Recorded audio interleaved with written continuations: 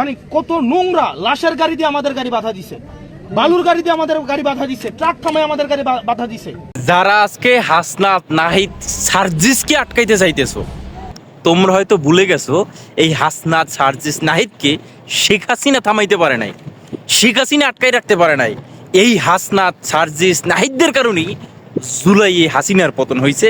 তোমরা এখন মন্ত্রীর চেয়ারে বসছো, এমপি হইছো, প্রধানমন্ত্রী হইছো, লন্ডন থেকে ফিরে আসছো, শিলং থেকে ফিরে আসছো। ভুলে যাইও না বাজান, অতীত ভুলতে নাই। অতীত বললে, পিছনের কথা বললে অনেক সমস্যা আছে, সমস্যা তোমাদেরও হবে।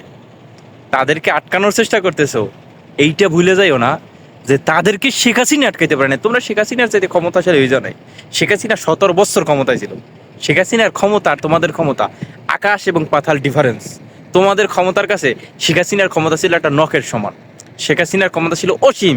সেই অসীম ক্ষমতা ভেঙে এরপরে জুলাইয়ে পতন ঘটাইছে শেখ হাসিনার।